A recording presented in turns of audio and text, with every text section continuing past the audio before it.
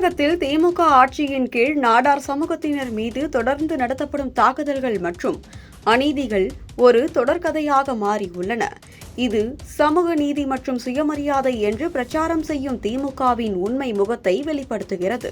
சமீபத்திய உதாரணமாக திருவள்ளூர் மாவட்டம் திருநின்றவூர் நகராட்சியின் 21வது வார்டு அதிமுக நகரமன்ற உறுப்பினர் அனிதா அழகேசன் மற்றும் அவரது கணவர் அழகேசன் நாடார் ஆகியோர் மீது திமுகவை சேர்ந்த குண்டர்கள் நேற்று முன்தினம் நடத்திய கடுமையான தாக்குதல் சம்பவத்தை குறிப்பிடலாம்.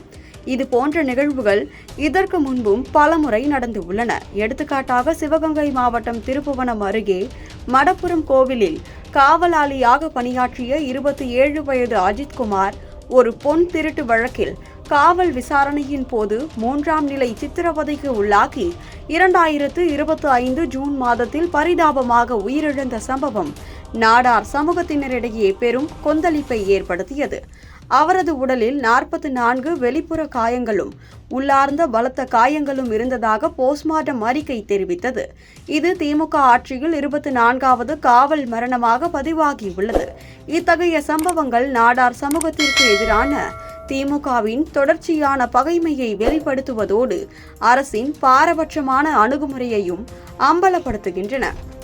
மேலும் இதுபோன்ற தாக்குதல்கள் அரசியல் உள்நோக்கத்துடன் மட்டுமல்லாமல் சமூகத்தின் ஒரு குறிப்பிட்ட பிரிவினரை குறிவைத்து நடத்தப்படுவதாகவும் தெரிகிறது.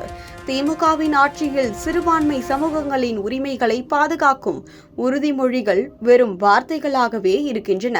இது நாடார் சமூகத்தினரிடையே பரவலான அச்சத்தையும் அதிருப்தியையும் ஏற்படுத்தியுள்ளது.